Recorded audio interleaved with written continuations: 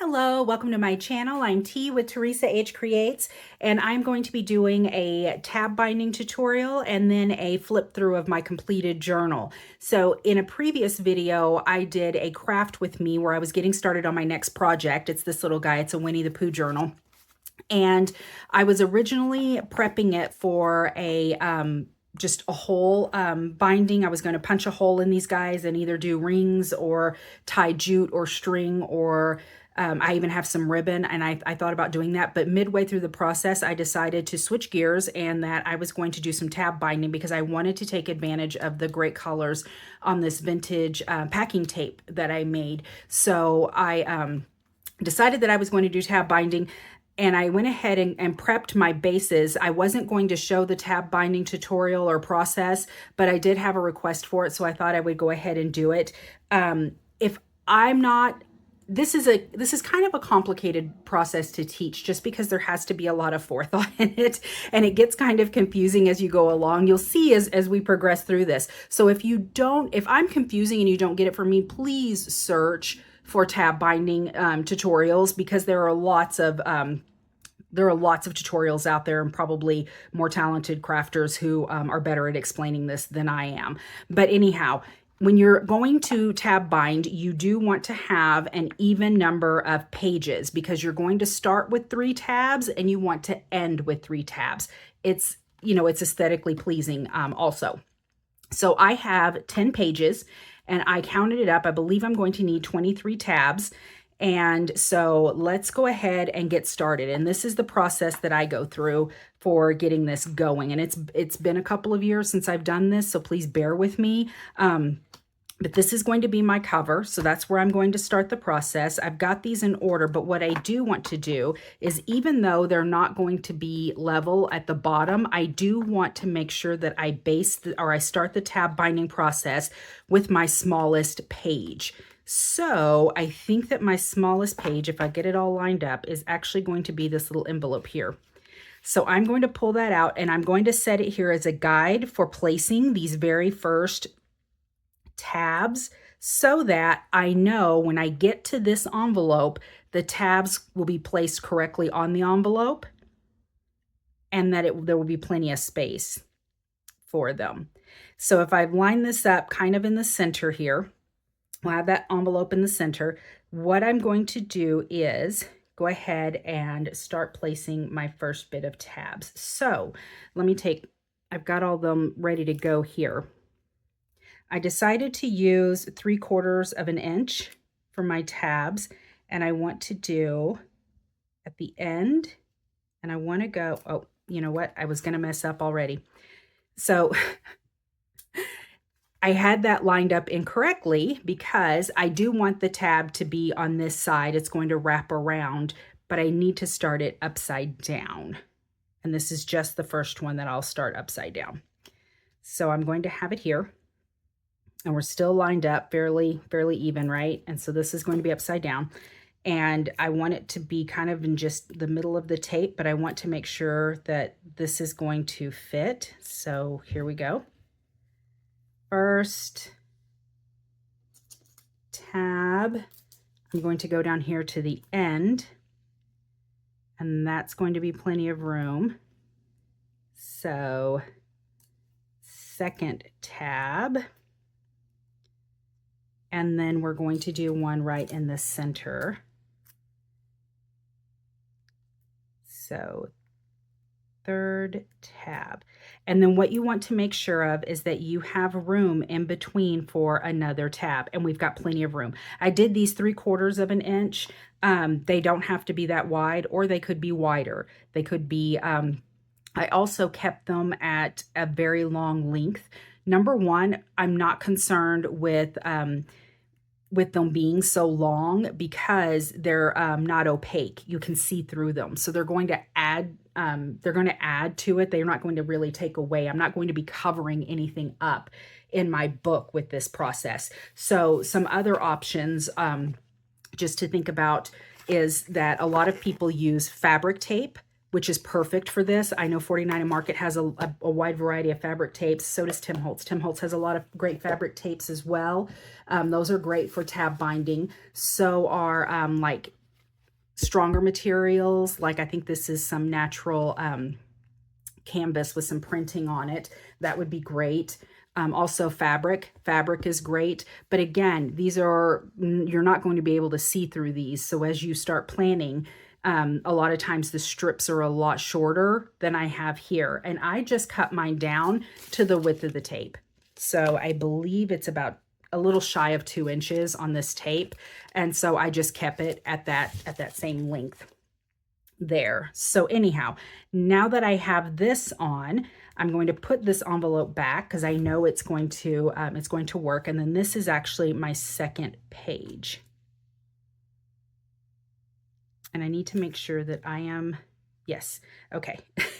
See, I was worried that I was not doing it correctly. You really have to think about it. Okay, so this is going to be my second page, and this is the way it's going to fold over in the book. So I am going to place strips or tape between these three. And you will see why. Once we get the first one going, I think it starts to make a little bit more sense. So now we're going to flip it over. So this is the right way. My book's going to open like this and then here. So I'm going to turn this over on its front. I'm going to take this guy and fold him over on top and line him back up the way it was, because I want those, see, I want those to fit in between. Then I'm going to fold over the three that were on that original book page. So 1, 2, and then the last one here, 3. So there. See, and it's going to come off in the end here. It's going to open like this, and there you go. There are the three. There are the three there, and then you still have these 2 strips. So thinking about it, you just take your time. You have to be very deliberate with this. Another thing to consider is that if you're using the fabric, you have to glue it on. So you either want to have wax paper or something like sticker paper, something that you want to go in between so that the pages don't stick together while they're gluing, or you're going to have to wait in between the pages to attach them, because otherwise you're going to get, your pages are going to get glued together. So let me adjust that, and I am going to put 3 on this. So let me put my first piece of tape on, and it needs to move up just slightly. I'm going to put the last piece on down here, and then I'm going to put the middle piece on right here. Okay. Then I'm going to move them right back in here. And now we're going to attach it with the 2 that were on the second page.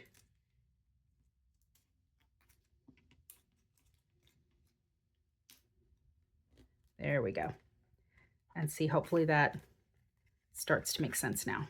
So open, there's the 3, and then we have those here ready to go. Okay, so next one, being deliberate. Okay. So I want to line it up so that I can put 2 pieces of tape in those spots. See, and it gets a little bit easier once you get going. Now I'm going to line this up on the edge. Make sure there's plenty of room in here. And then there we go.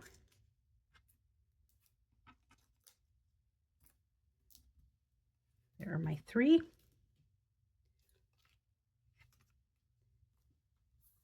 And then looking at, and this is also why you have to be careful with doing too much decorating in advance, because you don't want to cover up any of your elements or glue them down or tape them down. So let me get this one lined up, and I'm going to put 3 on this one.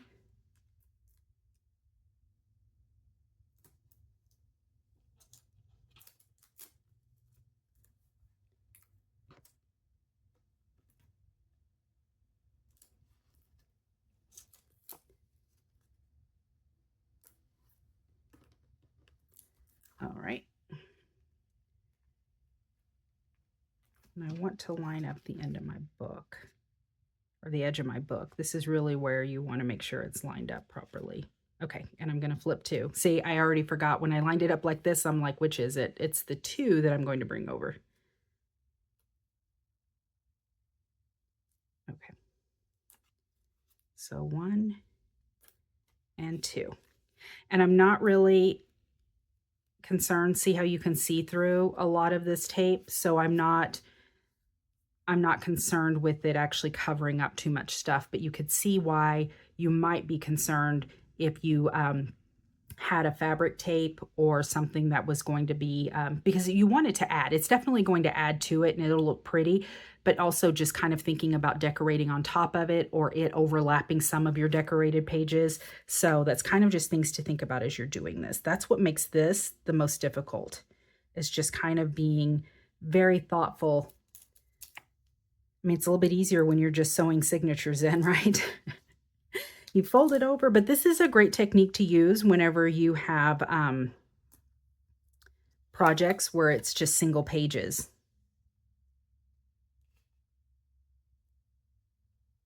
All right, and I'm going to fold over 3. 1, 2, and 3. All right, now this guy, I'm going to line it up so I can get 3 pieces of tape on here. 1. Not all of these are cut the same. Must have gotten a little wild in my cutting. I can always trim them down. It's not a problem. 3. You make sure it's centered up. And then I'm going to do 1 and 2.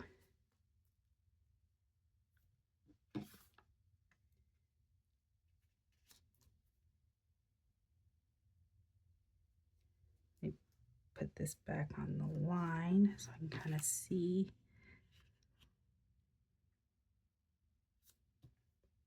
Okay, this is going to be 2 pieces of tape, and I can already tell I didn't quite cut 23, which I believe is what I was going to need. So I'm going to have to cut a few more pieces. I cut and prepped as many. I wasn't really counting though. I was just doing, oh, see, I already forgot. Okay.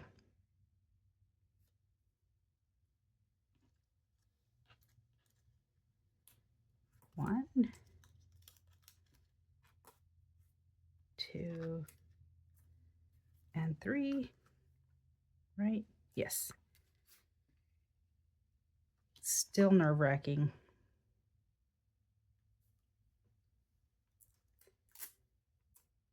All right. 1, and then I have a strip of this packing tape. So it's just packing tape on wax paper. That's what I used. And I was just using one of these as a guide. So I think I just need 1. And then I'm going to carefully pull it off. The one thing about using the wax paper in this process is that if you don't pull it off very gently, it will leave little remnants of packing paper on the tape. So I have to be kind of slow with that. All right. But do you see how that tape really adds to this particular project? And because you can see through it, I'm not worried about it covering over a lot of the decoration like here. So if I was using another binding method like this fabric here, because I have words here along this line, I probably would have wanted to put this down and then decorate that with that piece of paper there, that book page that has the type on it so that it was visible or legible. But because this packing tape is see-through and it's just kind of vintage, I didn't have to really worry about it for this particular project. All right, get it in here and lined up. We're going to do 1 and 2, and then that was it. So we're not going to put anything on this because this is the final page. So the 3 that we put on this tab, that's what's going to finish off our book. So let me get it lined up.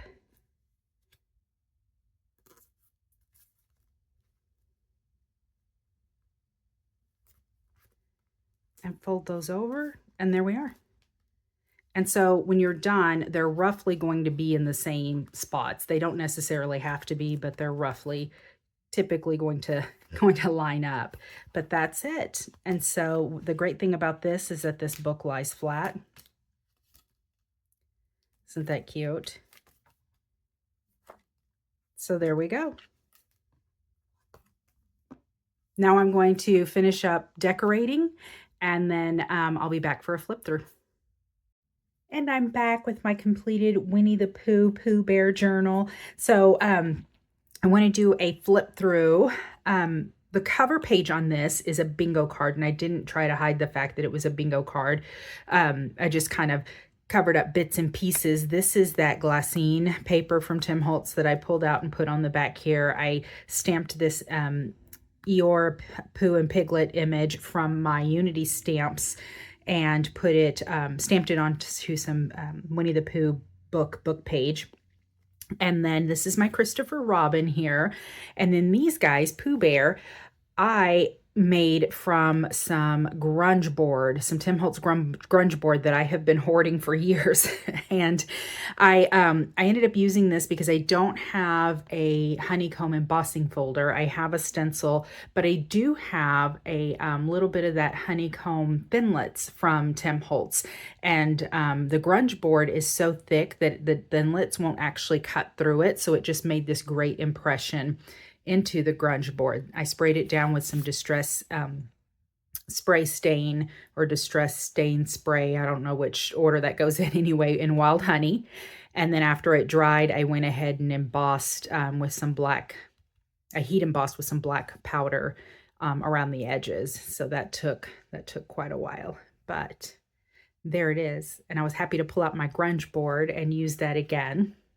And so then flipping through this, I did take some pages from the, or some titles from the Winnie the Pooh chapters in that book. So we are introduced, and there's a little picture of Piglet, some of the Unity stamps. I got a little belly band there, and then the little Piglet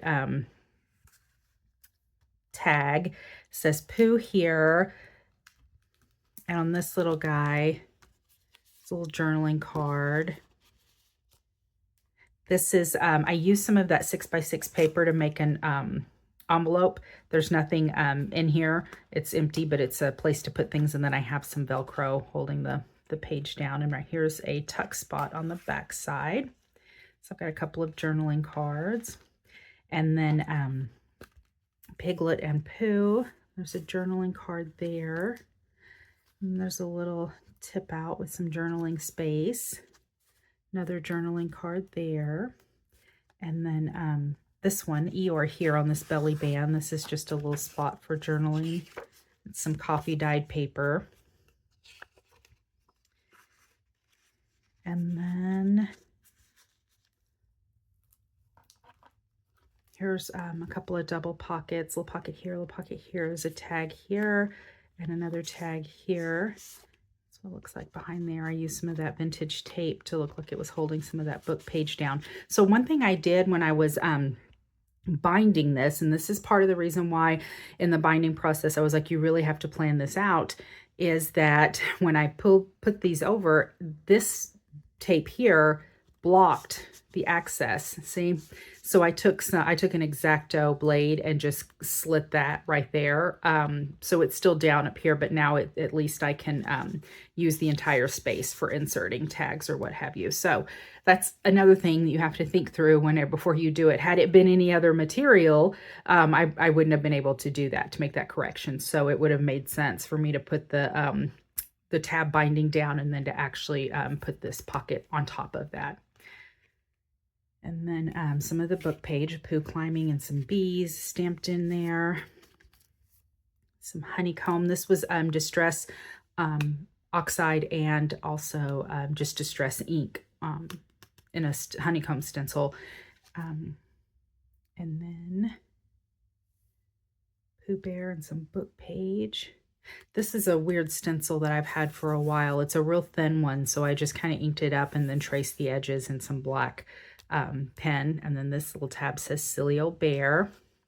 This is more of that honeycomb stencil, except that I took that same pen and just kind of outlined little bits of the honeycomb to really make that pop in the background there. And then there's a tuck spot on the flip side. It's a little journaling card. And then there's this little pocket, and here's Pooh Bear writing a note, and it says Winnie the Pooh at the top of the pocket. And then inside I made just a, grab the end of it, a little book. So it's a spot for more journaling. Got some just various size papers in here. And that's it. It's just tied in the center. Just stitch that in. What if I fall? Oh, but what if you fly? I love this little stamp. And there's Pooh Bear again climbing the tree. And this was just a duplicate of that one. This one was the black and white, and then that one was the color version. And then I put the whole page on there about what's going on and the little song that goes with it. And then how do you spell love? Piglet. You don't spell it, you feel it, Pooh. And so see, you can still see everything through the tape. So that's why I had done the stamping and stuff ahead of time. Had I stamped on top of this, because it's alcohol ink on top of this, the ink from the stamp would have eventually would have just wiped off that alcohol ink. So it would have just been clear tape underneath had I stamped on top of that alcohol ink with that stamp pad. And then this is the final pocket. I just did some embossing, clear emboss with some hearts. And then it says, if ever there comes a day when we can't be together, keep me in your heart. I'll stay there forever. I just love that. And it's a little journaling card. A little pocket. And then we say goodbye, which is the final chapter of the little Winnie the Pooh book. And then Pooh Bear. And then I'll be able to write all my information there. So that is it. That is my Pooh Bear journal. I'm very happy with it. And I get to add it to my little box. So it will sit up here with my other journals, and I will have it displayed on my shelf in my craft space. So I'll be able to see it always. All right. Thank you for joining me. If you found the tutorial helpful, please give me a thumbs up. I'd appreciate the support. Or if you just like the journal flip through, please give me a thumbs up for that as well. It lets YouTube know that my videos are worth watching. So until next time, bye.